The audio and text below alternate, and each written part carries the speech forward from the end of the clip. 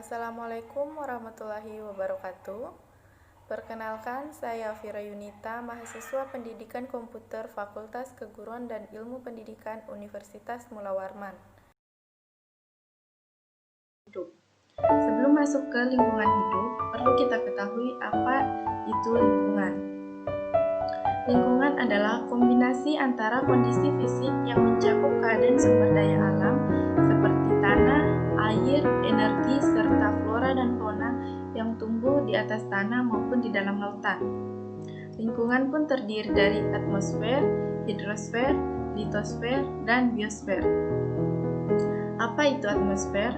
Atmosfer adalah lapisan udara yang menyelimuti bumi. Hidrosfer yaitu bagian permukaan bumi yang terdiri dari lapisan air. Sedangkan litosfer yaitu bagian permukaan bumi terluar atau biasa disebut dengan kulit bumi. Dan biosfer yaitu bagian permukaan bumi yang mencakup daratan, air, udara yang menjadi faktor pendukung dari keberlangsungan kehidupan. Selanjutnya, lingkungan hidup atau biasa disebut dengan ekosistem adalah makhluk hidup yang saling berinteraksi satu dengan yang lainnya. Adapun komponen lingkungan hidup terbagi menjadi dua, yaitu biotik dan abiotik. Komponen lingkungan hidup biotik terdiri dari manusia, hewan, dan tumbuhan. Sedangkan komponen lingkungan hidup abiotik terdiri dari energi matahari, udara, air, panas, tanah, angin, dan bahan kimia.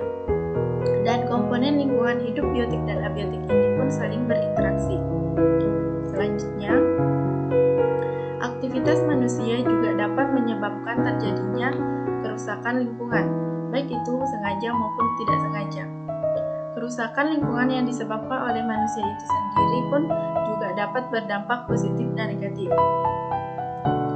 Adapun dampak positif dari aktivitas manusia yaitu bercocok tanam, membuang sampah pada tempatnya juga bisa menyebabkan lingkungan menjadi bersih dan hijau. Selanjutnya, dampak negatif dari aktivitas manusia yaitu penebangan pohon liar, kegiatan pertambangan yang dapat menyebabkan banjir. Selanjutnya, aktivitas manusia. Aktivitas manusia juga dapat menyebabkan terjadinya pencemaran lingkungan. Contohnya seperti pencemaran udara, pencemaran air, pencemaran tanah, dan pencemaran suara. Di sini saya akan menjelaskan tentang pencemaran udara dan pencemaran air. Pencemaran udara dapat disebabkan oleh asap pabrik, asap kendaraan, pembakaran sampah, dan kebakaran hutan.